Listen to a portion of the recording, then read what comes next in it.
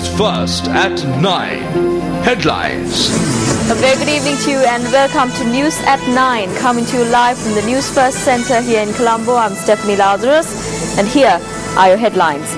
Minister Rajitha Senaratne apologises for the recent unrest in Beruala. ඒ හදපු වීදුරු වාදනයේ කාලකන්ණි ටිකක් ඇවිල්ලා බිම දාලා කුඩු කරලා දැම්මා. තමුන්නාන්සලට වෙච්ච දේ ගැන මම සමාව ඉල්ලනවා. The Vice Chancellor of the Rajarata University was held hostage by a group of students released. University closed down indefinitely. Fishermen from Devinuwara demand for fuel subsidy. Well, those are your headlines for tonight. Let's now cross over to the main desk for a more comprehensive look at these stories. Thank you very much, Stephanie. We're bringing you the news from here at home and across the world. This is Primetime News, live on Newsfirst. A very good evening, and Mahina Bongso. Good evening and welcome. I'm Nadim Majid. Let's start off with a look at your top story tonight. The Vice Chancellor and a group of lecturers of the Rajarata University who were held hostage for nearly 24 hours by students of the university were released today. They were released after the Vice Chancellor provided a response to 6 demands made by the students.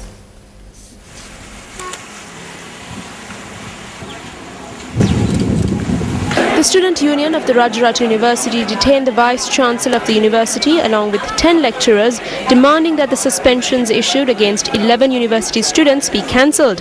According to the Vice Chancellor, 27 students were suspended 7 months ago for the use of loudspeaker equipment which disrupted university activities. The suspensions of 16 students who apologized or had completed these suspensions have been cancelled. The police and riot police were summoned to the university premises after the students trapped the Vice Chancellor and several lecturers within the office of the Vice Chancellor.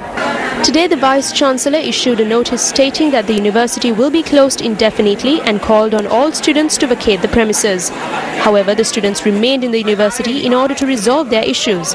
The Students' Union presented 7 demands in writing and discussions were held on these demands. The Vice Chancellor gave written consent to 6 demands. However, he did not agree to the demand which called for the immediate reopening of the university. Thereafter, the Students' Union took steps to release the Vice Chancellor and the lecturers. The police also dispersed thereafter.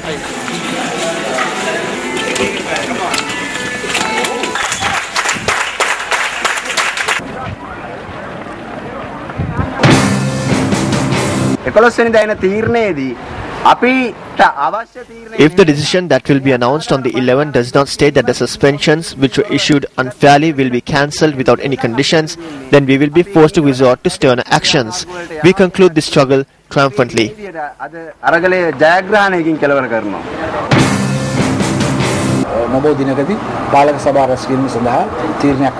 A decision was reached to convene the governing council in the near future.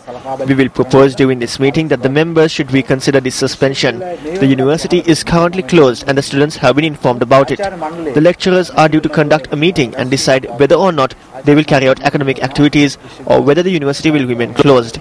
The academic staff is currently under a lot of stress.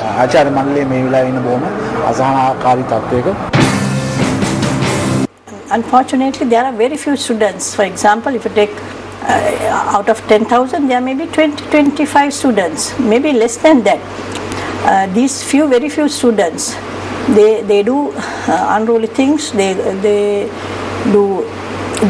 damage property and they start various unruly things. In fact, university before to the public, it may seem that immediately universities are closed. No, they study the situation, and then only they decide to close the university temporarily. And as soon as the matter is resolved or the immediate problem is solved, the universities will be reopened, recommenced. Meanwhile, a protest was organized today to mark the 50th day of the Satyagraha campaign commenced by students of the Sri Jayawardhanapura University. The protest was held opposite the administration building of the university, and the students commenced this campaign citing a number of demands. Resolve our hostel issues, resolve issues pertaining to education welfare, stop the suppression of students and grant sufficient freedom to engage in cultural activities, arts and also to love. If we cannot accomplish this, then we will be forced to resort to stern actions as students.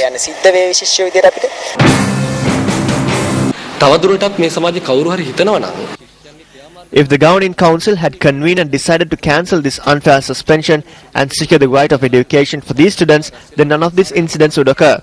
The university administration has made it their responsibility to suppress students who fight against the privatization of education.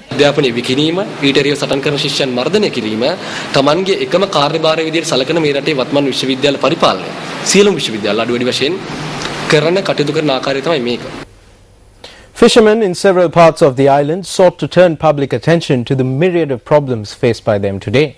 Fishing communities staged demonstrations in areas including Devinuwara, Gaul and Puttalam.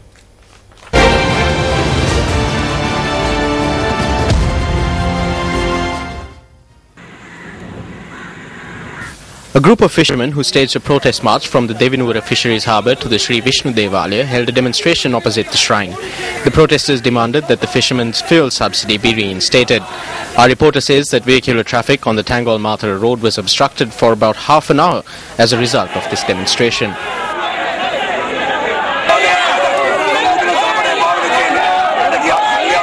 Several shops in the Devinuwara town too were closed down parallel to this protest. We are not getting any relief from this government. Our nets and equipment cost incendiary amounts of money and we cannot take the boats to do our job. In the past we caught 10 tuna. We could live well. We cannot do this anymore. It was the only relief the fishermen had. They cut back on relief to the farmers and the labourers. And now the government has gone for more than a year after halting the only subsidy given to the fishing community, the fuel subsidy. Once the men come back from sea and pay for the oil and the ice, they have no income left. We do not want rotten equipment. We are asking for the fuel subsidy. A false promise was given to the people of Nigambo. We will not be deceived by this false promise. This government comprises of the lead actors of a film on broken promises.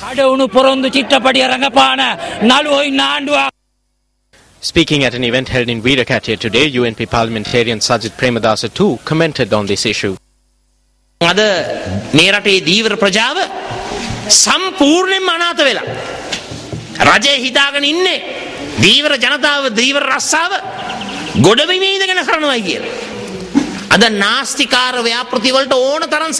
fishing community of this country has been abandoned altogether.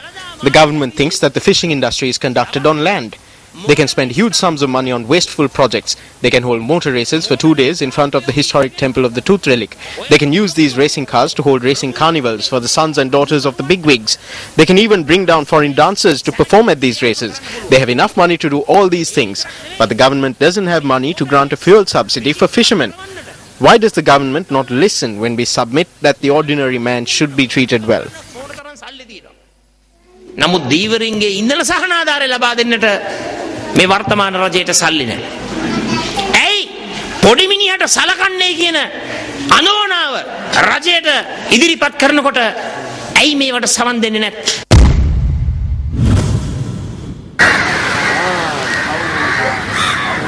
A group of fishermen who were returning to shore after setting out from the Hambantota fisheries harbour were faced with a situation as they approached the harbour owing to sudden strong swells which occurred near the breakwater. The fishermen charged that the strong waves were caused owing to the failure to remove sand near the mouth of the harbour. Although we set off to the deep seas to ply our trade, it is with great fear that we enter the harbour. It is difficult for us to enter the harbour.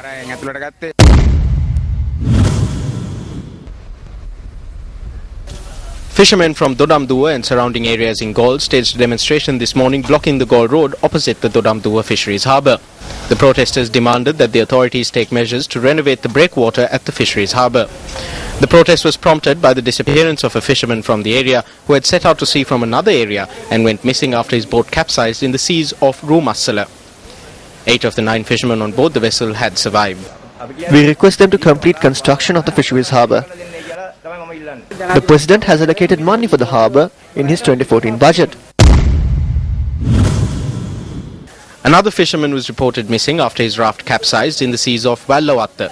The police said that the raft had capsized about 1 kilometre offshore at about 10:40 last night. The missing fisherman was a 40-year-old resident of Wallawatta. 2 of the 3 fishermen on board the raft had survived.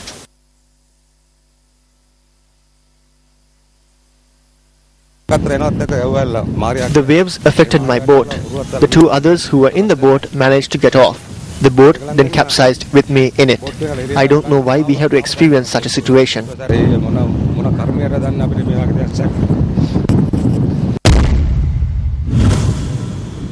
Freshwater fishermen at the Senanayaka Samudra in Iginiagala refrained from going to work today. The fishermen were protesting against the construction of a fisheries harbour in Baduluwara, citing political interference. They say that the pier will adversely affect the Devinuwara area of the Senanayaka Samudra, which is a breeding ground for freshwater fish. Around 15 to 20 families have made a request to resolve the issue with the intervention of the officials. Sea area in which the fish find their food and the environment that helps the fish to breed is the exact area that these people are complaining about.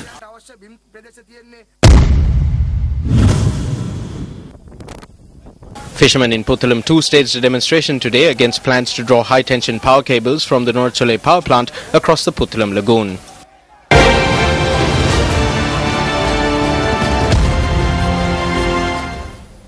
Repair work began on buildings which were subject to structural damage following the unrest that erupted in Darga town, Alutgama and Beruwala. The reconstruction work got underway under the aegis of Major General Ubaya Madhavala, the commander of Security Forces Headquarters, West. Reconstruction work on buildings which were damaged in Alutgama and Beruwala will be carried out by the armed forces. Major General Ubaya Madhavala said that the reconstruction work is scheduled to conclude within a month. The construction work, which commissioned with the participation of 780 security personnel to the tune of 200 million rupees, will get underway with the personnel functioning as a separate regiment. Major General Ubaya Madhavala said that the repair work will be inspected by the Army Engineering Corps. Meanwhile, at an event held last evening in Beruwala with the participation of a group including Major General Ubaya Madhavala, Minister Rajitha Senaratna, the SLFP's chief organizer in Beruwala, sought a pardon for the unrest that broke out in the area.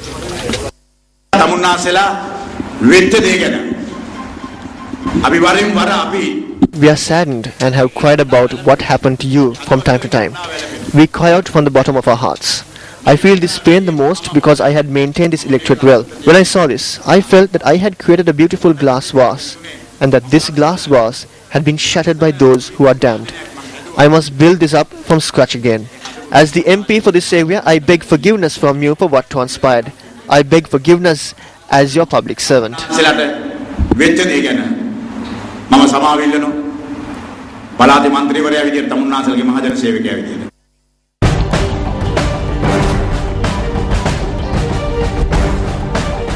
Welcome back. Ending his official tour in the Maldives, President Mahinda Rajapaksa departed for Seychelles this morning.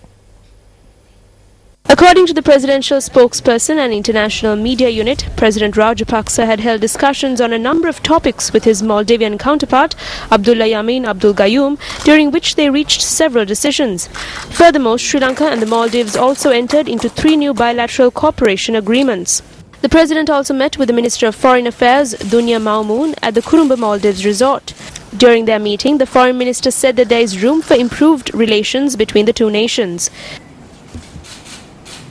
The Minister of Defence for Maldives, Colonel Muhammad Nazim, had also sought Sri Lanka's assistance to provide knowledge and training to develop the defence service in the Maldives. The President is scheduled to meet with President James Michel of Seychelles and top government officials during his visit there.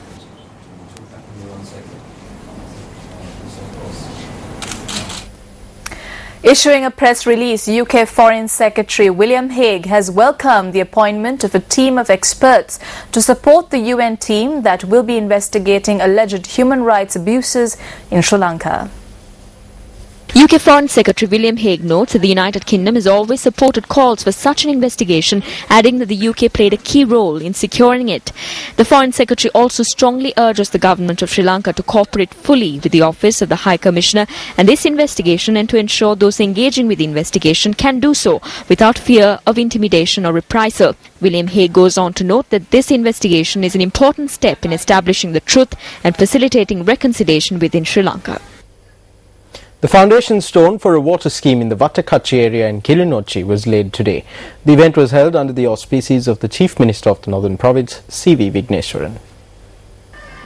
A sum of 32 million rupees has been allocated for this project by the Northern Provincial Council.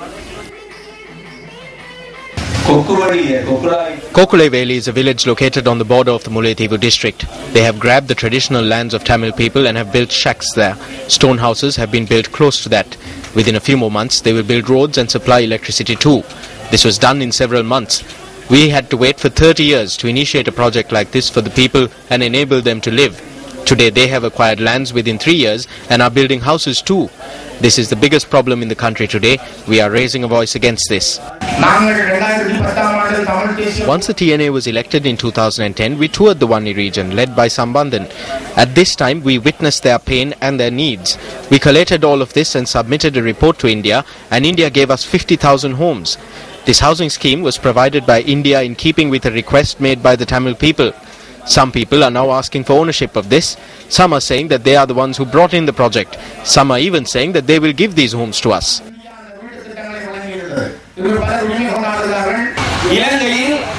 The province with the highest concentration of poor people in Sri Lanka is the Uva province, comprising Badulla as well. The eastern province is second. The list notes that the northern province is third. Reports indicate that there are people in the north and east provinces who cannot earn 100 rupees a day. While the number of poor people increased in the north and east, more poverty eradication programs were initiated in the south. The Vattakachi farm belongs to us. People working on this farm were made to leave their jobs as a result of the army acquiring that land. Our economy will never grow because they have taken over various farms and arable land that comes under our irrigation and agriculture departments.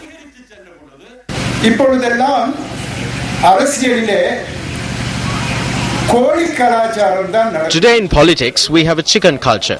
We believe that we should change this into a turtle culture. When a hen lays an egg, it runs around clucking that it has laid an egg. The turtle lays hundreds of eggs and covers them up. Political culture now is that everything should be showcased. This project has been undertaken within a political culture where we can say that we have done this. We are prepared to undertake this project using the money that was given to us. The amount that is given to us has been reduced, but we are prepared to proportionally pass that on to you. Project Minister of Highways, Ports and Shipping, Rohitabe Gunawardana, says a progressive opposition cannot be established while retaining conspirators and individuals who destroyed the opposition in key positions. He points out that the lack of a strong opposition in the country is a major loss to both the people and the government.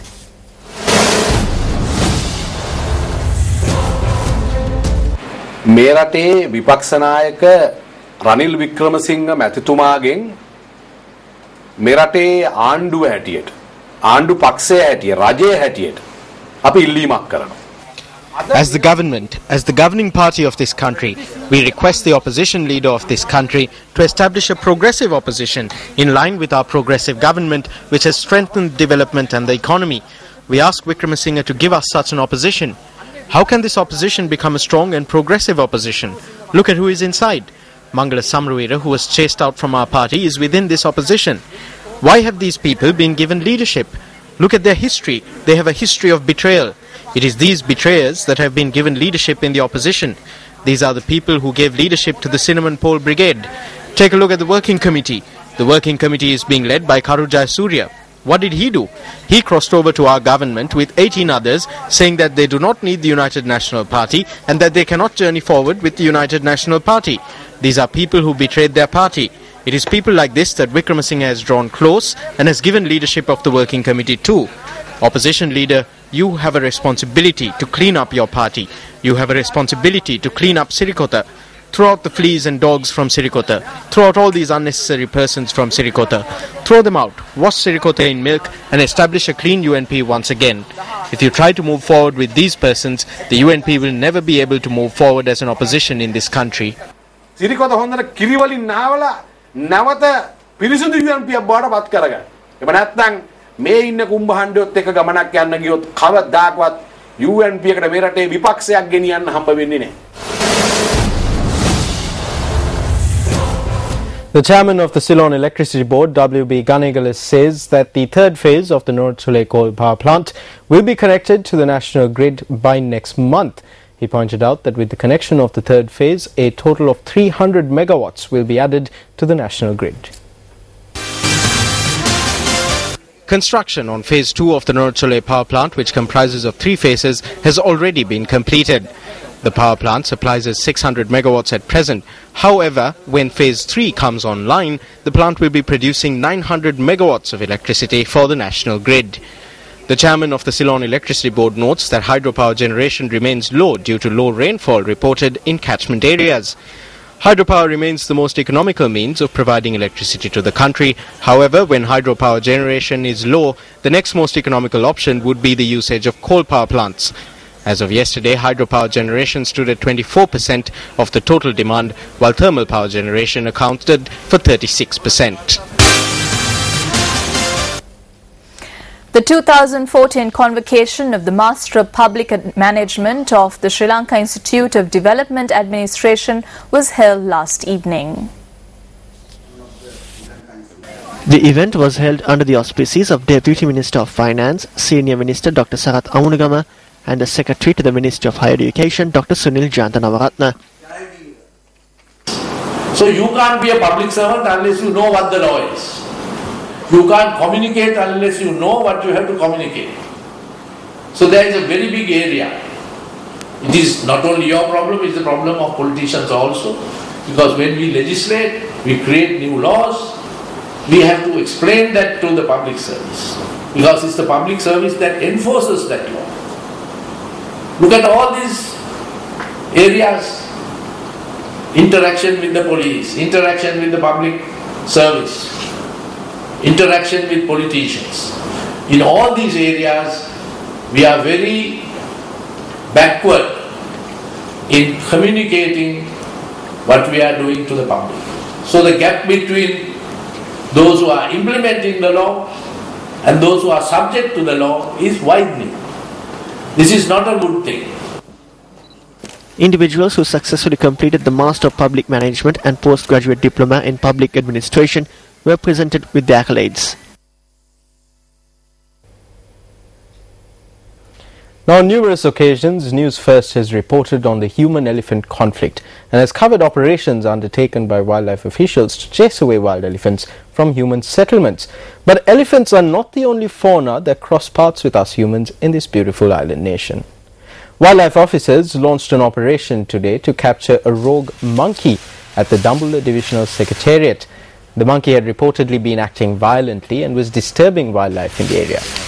The monkey had escaped into a nearby housing scheme, but wildlife officials eventually succeeded in capturing the animal with the support of residents.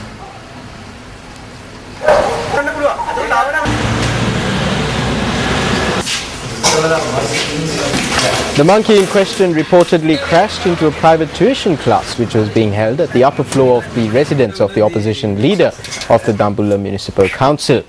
The opposition leader says that his son, who was frightened by the monkey, had fallen off the upper floor.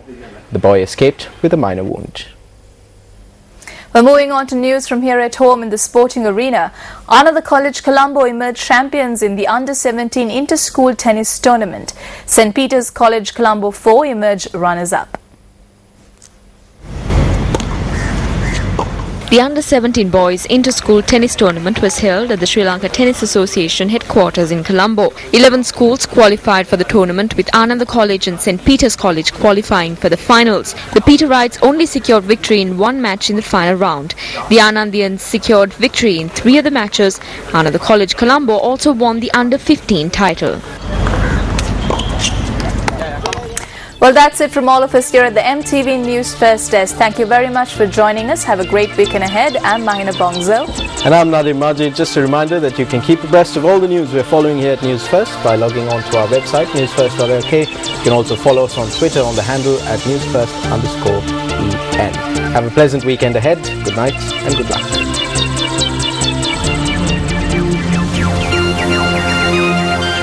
Hotline 0114-896-896. www.newsfirst.lk. Feedback at newsfirst.lk.